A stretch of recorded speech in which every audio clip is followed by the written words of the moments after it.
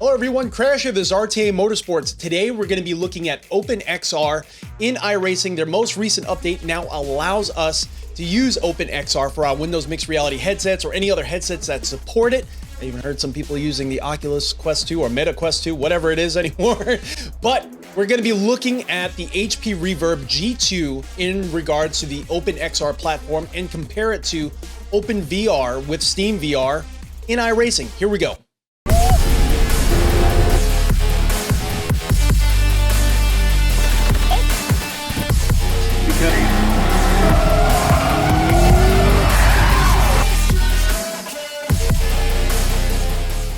Okay, everyone. So if you are new to this game like I am, I'm completely late to this game.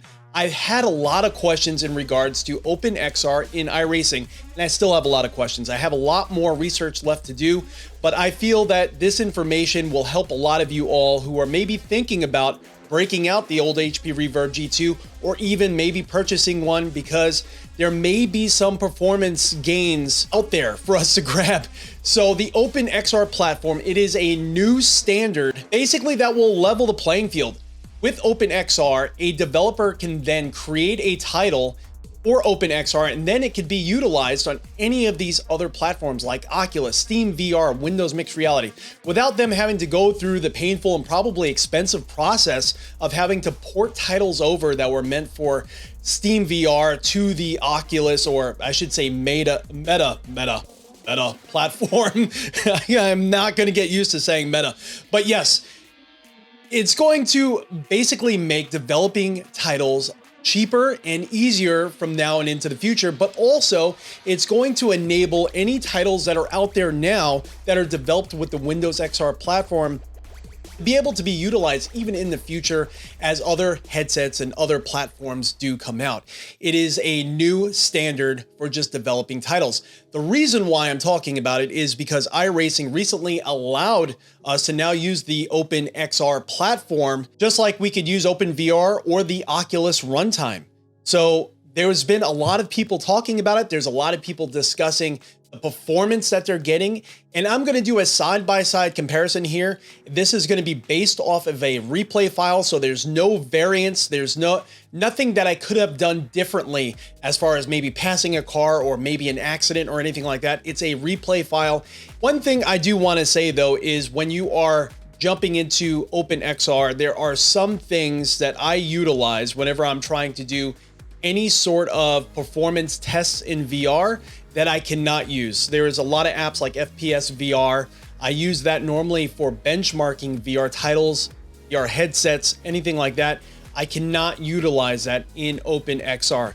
Also, as far as the OpenXR tools or the companion app that everyone is raving about to even get even more performance, for some reason, Iracing does not run with that running. And I have a feeling it's their anti-cheat software blocking the use of that software as a companion app. So hopefully in the future, they will allow that companion app to be ran at the same time. And then we could start enabling things like foveated rendering or anything like that, that a lot of people are using in the Microsoft Flight Simulator community to gain a lot more performance, even on top of what we're seeing here. But yeah, let's get to the driving.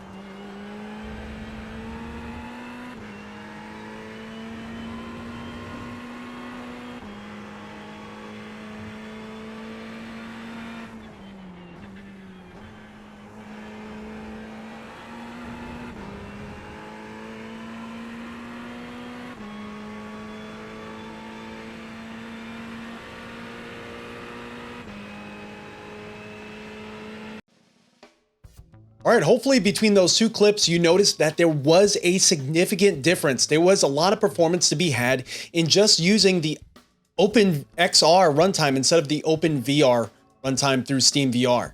Just that one switch made pretty much a 10 FPS difference almost across the board.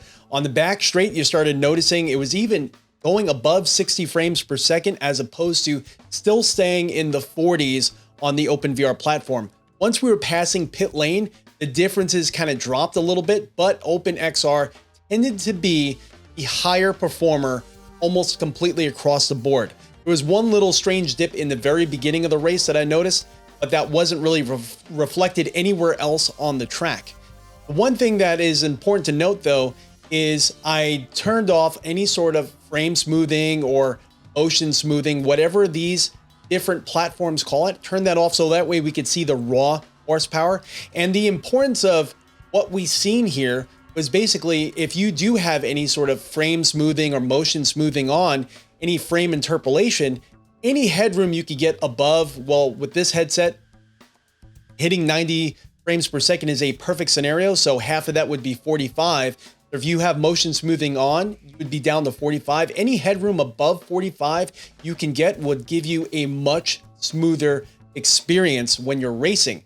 Now, sim racing is a harder genre to run than any other VR title out there. So even me with my 5900X and my RTX 3090, when I do max out the graphics of this replay, turn on cockpit cameras, cockpit mirrors, there's also a camera in there, but also turn on 2-pass trees and everything like that, you can see we're still not able to hit 90, but we get to a point where with motion smoothing on, it's almost indistinguishable. It runs super smooth.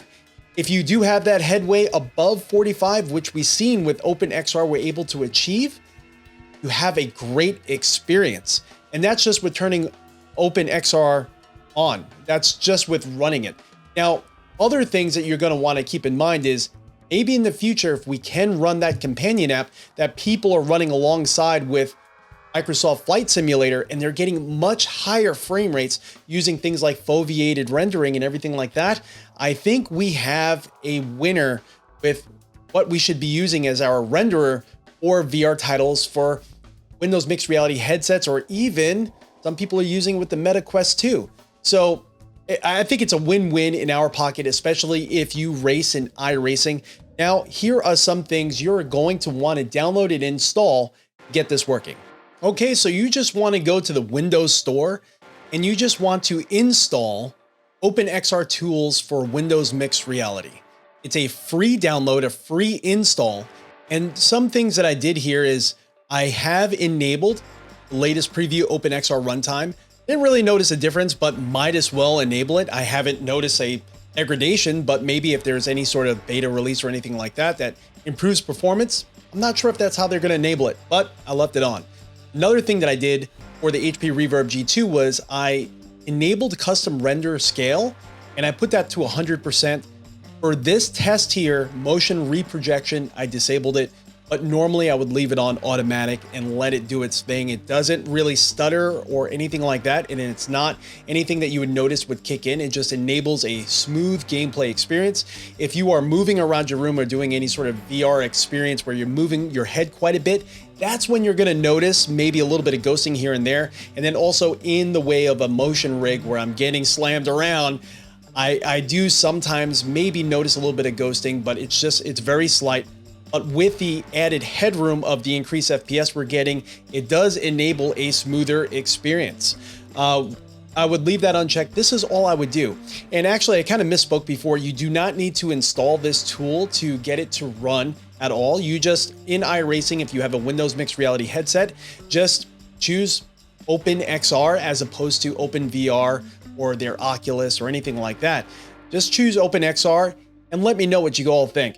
Everyone, I am so excited that we are now getting more performance and that my HP Reverb G2 can come out of hibernation and we could start utilizing it a little bit more. I would like to actually try it with the Meta Quest 2 and see how is that performance, being that we were already almost hitting 90 in almost every scenario. Can we get 40 cars on the screen and just maintain 90 the whole time? That would be absolutely insane. And also you can overclock that headset to run even higher frame rate. So I don't know. I don't know how that would work on OpenXR, if you can even do that or not. But everyone, I'm excited. We're going to be doing a lot more VR content now that this is a thing. Everyone, try it out. Let me know how it works for you. Stay safe, stay happy. I'll catch you all next time.